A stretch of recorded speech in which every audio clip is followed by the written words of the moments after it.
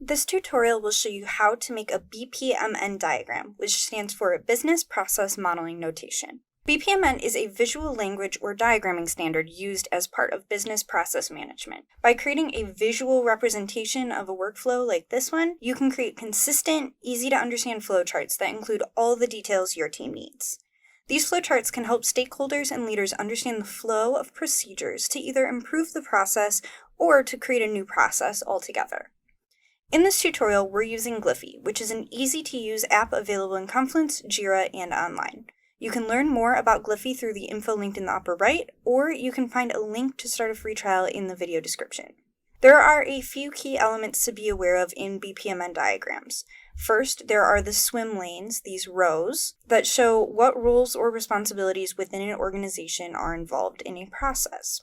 There are events, which are the circles with icons inside them you'll see throughout this diagram. And those include things like messages sent, rules that need to apply to a process, and clear start and end indicators for the process. There are activities, which are represented by rectangles with round corners like these, and these activities can also include little icons that show that there are things like multiple steps within that process or a looping process to give you a little bit more detail about what to expect at that step in the process. And there are gateways, which track the flow of information and route information through the process depending on whether or not it meets certain criteria. Last, we have a few data artifacts in here which we can take a look at. These are things like annotations that give a little bit extra detail, or things like this icon that show that a file or a piece of data was created during this process. So let's get started making our own BPMN diagram. All these shapes come preloaded in Gliffy so that you can drag and drop them onto the canvas, and it saves a ton of time. To make our own, we'll go to File, New, and from here we'll select BPMN. This preloads the shapes you need to make a BPMN diagram in the sidebar here. So we have our activities, we have data artifacts, connectors, and gateways.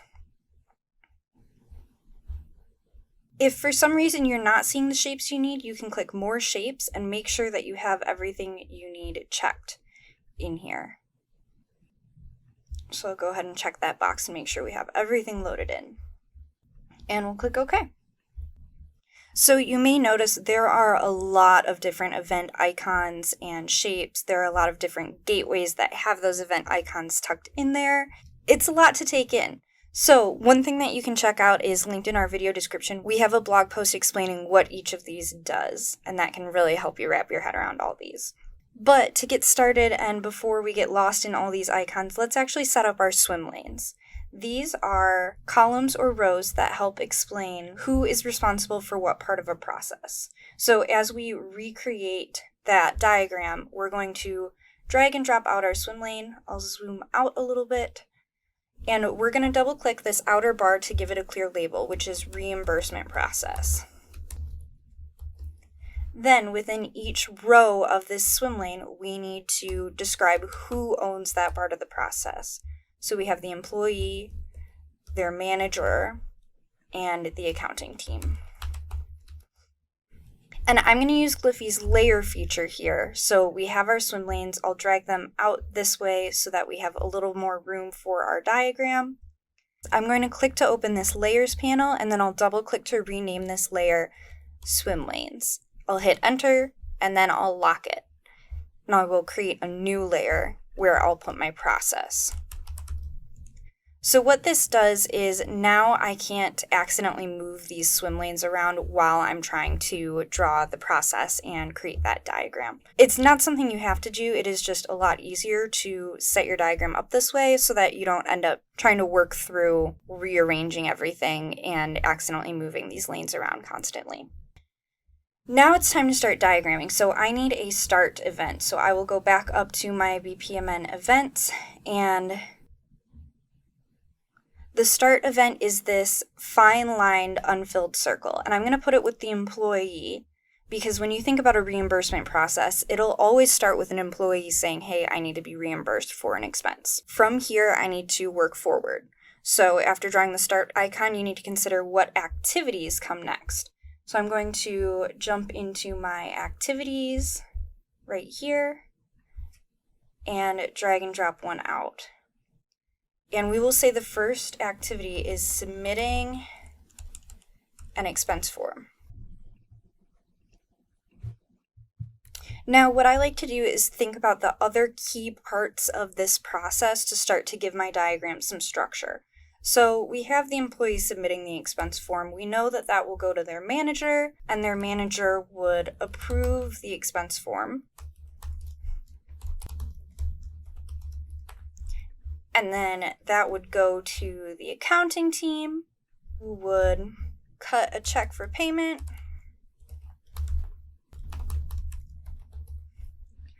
And then the employee would receive that check and get reimbursed.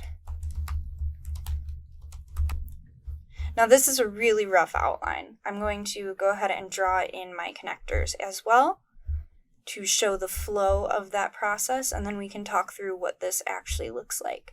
As I'm dragging and dropping these connectors, you'll see green circles appear. That just tells you that it's linked to the shape correctly.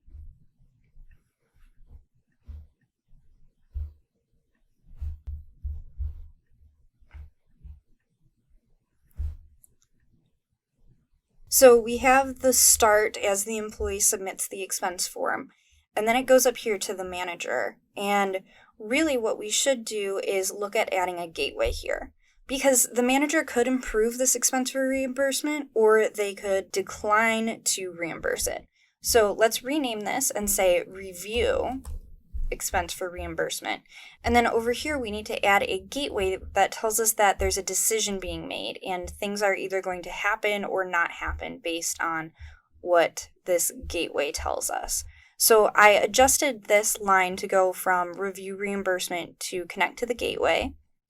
And up here we'll say approved for reimbursement to make it clear that this would go on to the next step. And then we need to add a new set of connectors here to show that this moves over to that gateway moment. And then we need to add one down here that describes what happens if the process is not approved for reimbursement.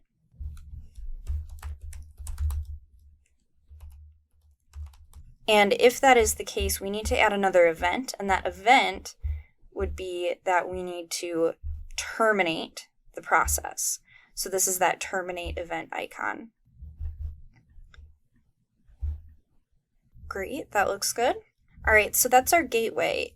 After thinking through gateways, we should also think about what other events are happening in here.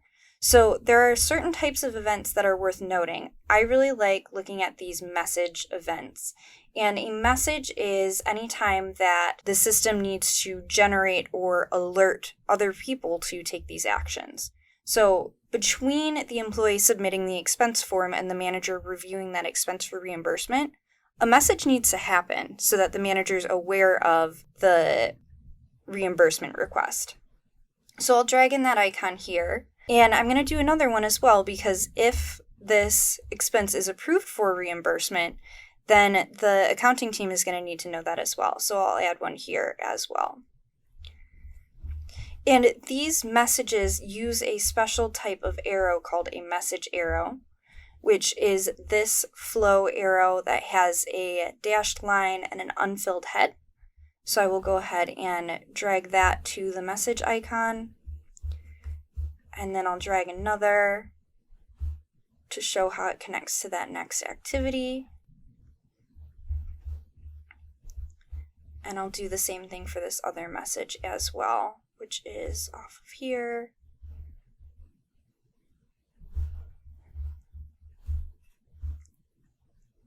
And then another type of event to consider would be a delay. So when it comes for accounting to cut a check for payment to the employee, there might be a reason that there's an intentional delay to document in this process here. It might be that the accounting team only cuts checks on Fridays, or the employee will need to wait until the next pay cycle.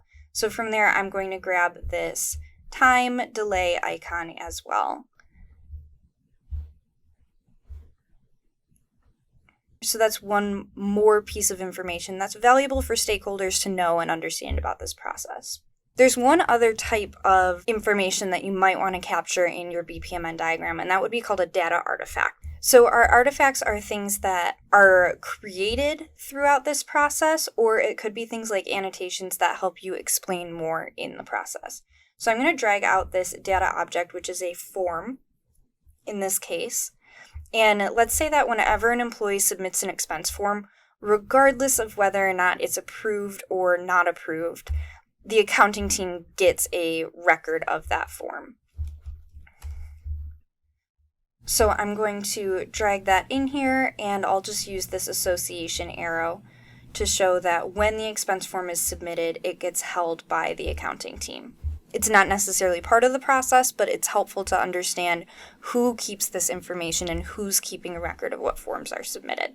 So once you've thought through the activities, the events, the gateways, and any data artifacts you need to document, you're done with your BPMN diagram. To wrap it up, you need to make sure you add the end event icon, which is right here.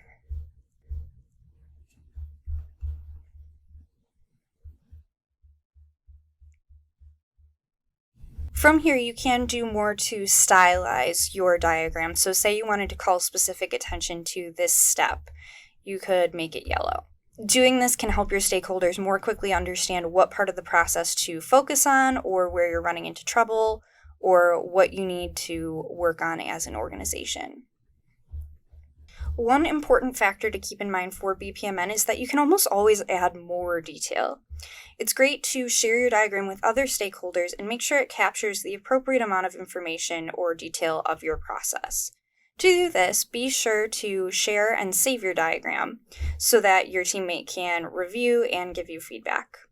With Gliffy, you can add automatically updated links in tools like Slack or Trello so that even as you make updates, your teammates can always see the latest and greatest. And if you haven't yet, be sure to start a free trial of Gliffy via the link in this video description, or check out more of our video tutorials. You will be a diagramming pro in no time.